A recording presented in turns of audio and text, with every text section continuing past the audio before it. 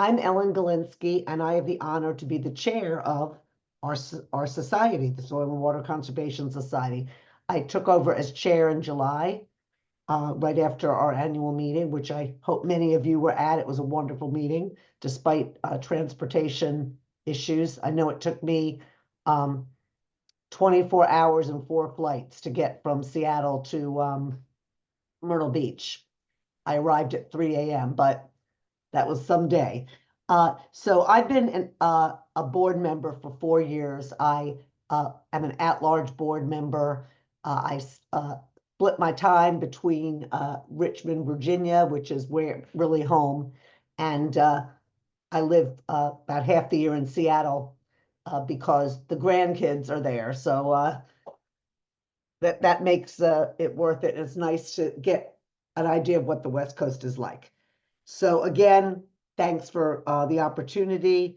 I'm a water person by training, and anything having to do with water and water quality, and of course soil has a lot to do with water quality, is very important to me.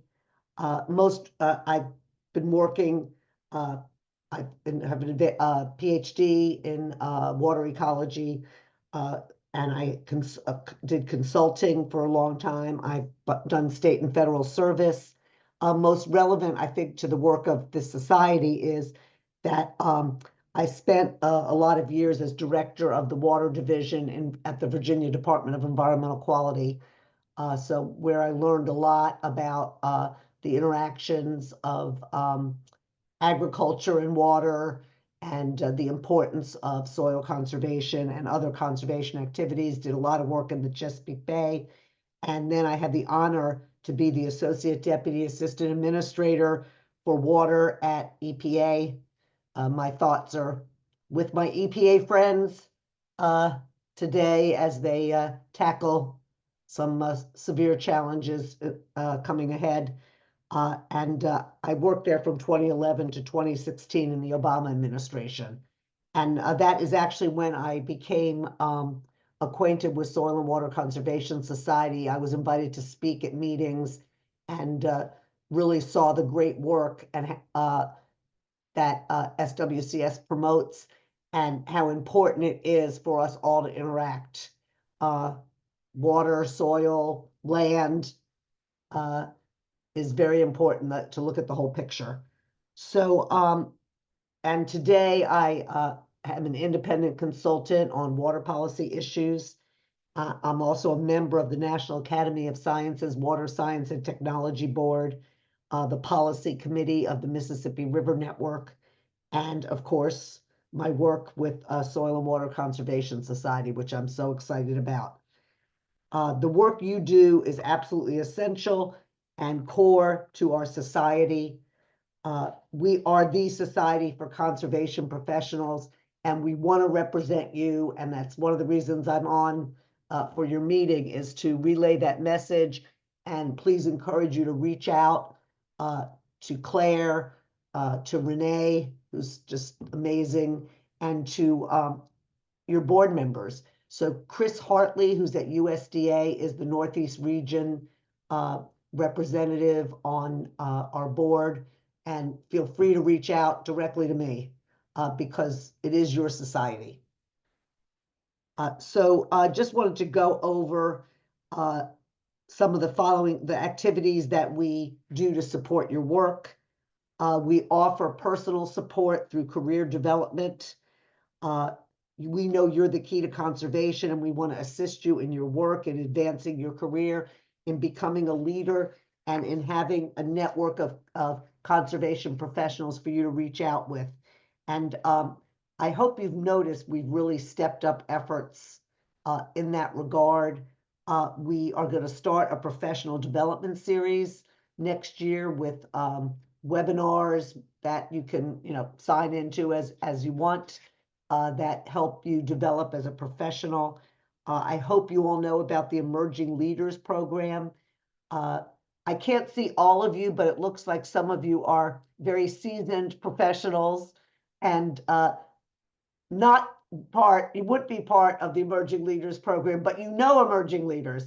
And, one thing we all know when we belong to societies, it's very hard to be, when you're young, to become active, to meet people.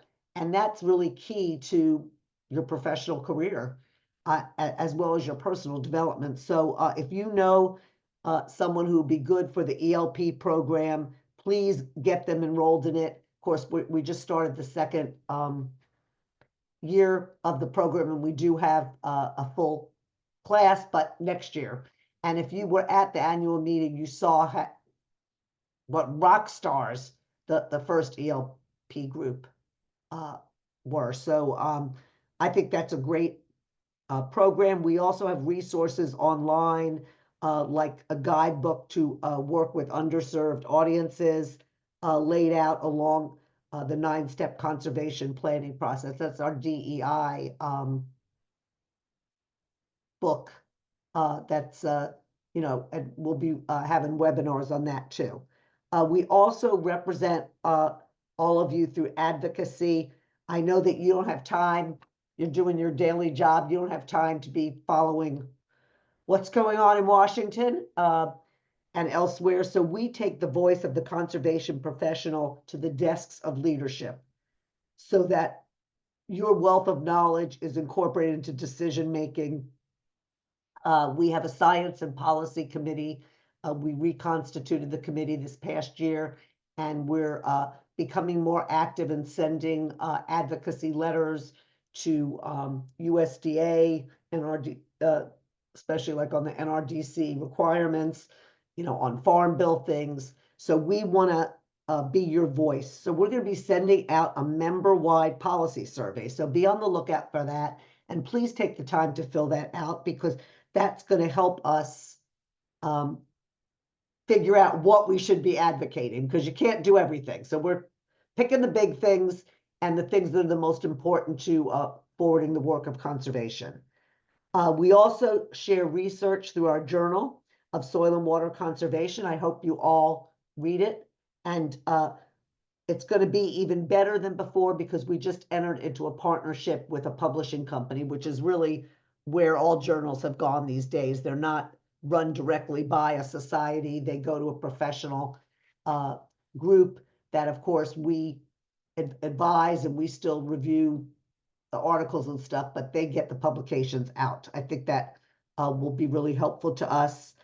And also, as I started out with, supporting chapters like you by providing opportunities for education, training, and networking at a local level, and so that you all can come together.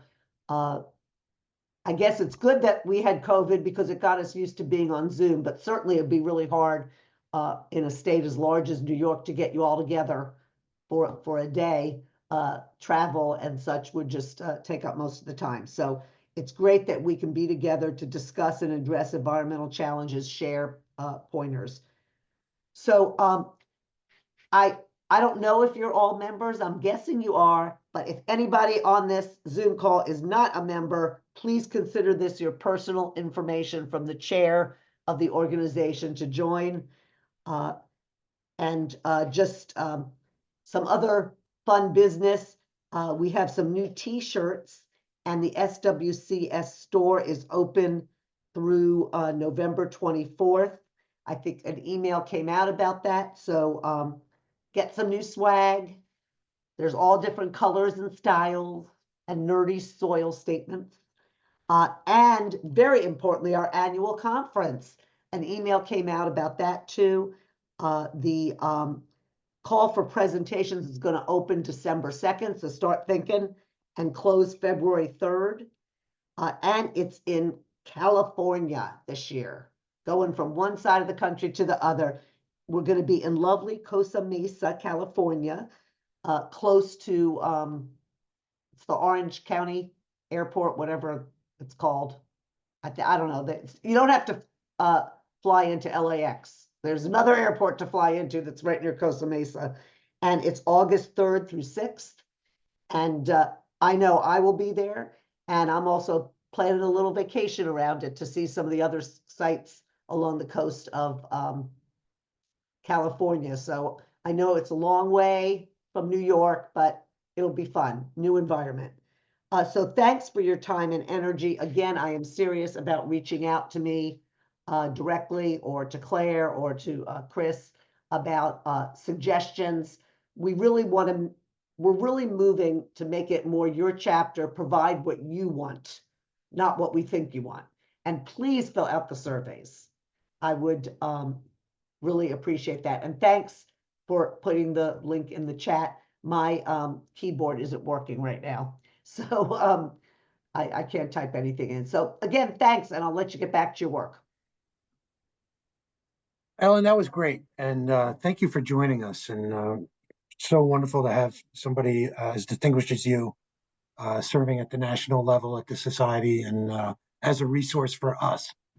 And Thank you. that's just terrific. A lot of the things that you hit on in your talk there, hit home for me, and I think us in New York. Professional development, I don't think there's, if you look at our attendees, there's a wide swath of conservation world represented here. I think it's fair to say we all are suffering from workloads, and staffing is really, no matter where I go, it seems to be top of the list for getting things done in New York. We've got quite a bit of momentum, a lot of head of steam going right now, but really finding a little difficulty in getting the boots on the ground. So the professional development, the emerging leaders promotion, that's all terrific, because I think it feeds right into that. And you mentioned underserved communities, and that's another thing that, if you're familiar with the CLCPA in New York, something that we're very much in tune with. I think it's going to be part of our conservation future.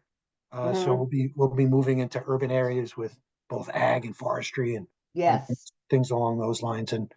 And also your touch on policy, super important. I think it is, at least for us. I believe just the uncharted territory, and something that really does have great impact on what we do. It's, as I like to say, it's being in the kitchen when the meal is being made, rather than being at the table when you're being served. And it's a better way of guaranteeing that you get what you want. As you just said, you want to provide what we're looking for, not what you think we're looking for, which is a very important, I think, level of understanding, and helps people connect. It's meant to be a bottom-up environment in terms of locally led conservation, going back to the founding of the whole movement back in the 30s and 40s. So you're very much in tune with that, and I thank you